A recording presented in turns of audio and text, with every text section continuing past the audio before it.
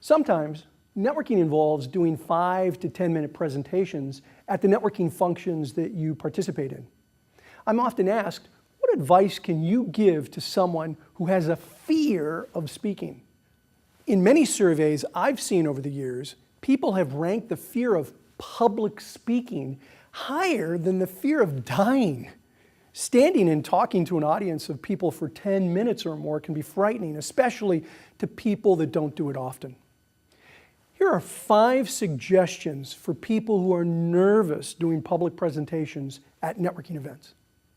First, prepare, prepare, prepare. Don't wing it. Have an outline of what you want to say and practice it. Second, be specific and talk about things that you know best. Don't try to teach people everything you do. Focus on no more than 2 or 3 areas of what you want them to learn about. Most importantly, cover topics that you understand the best. This will reduce some of your stress. Third, have handouts, visuals, or PowerPoint slides to help support your presentation. For people who are worried about stage fright, these props can help carry them through the entire talk. Fourth, remember, you're the expert. Think about ways that help show that and are not threatening for you. Fifth, be creative. Think of some way to communicate the information in a way you feel comfortable with.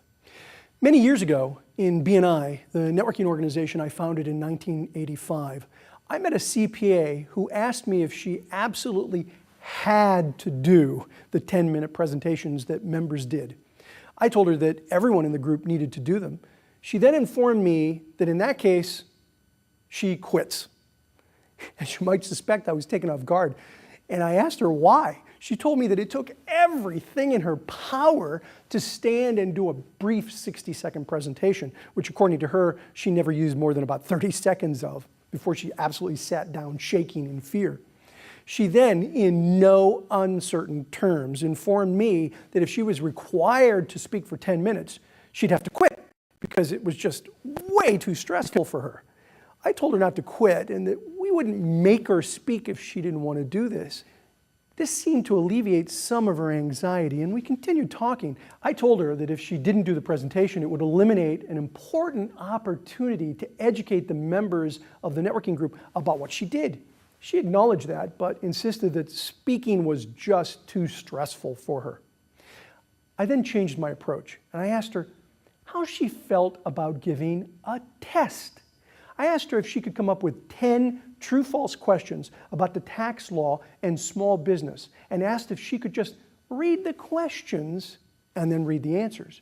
She thought for a moment and said, yeah, I could do that easily enough, as long as I didn't have to actually do a speech, she said.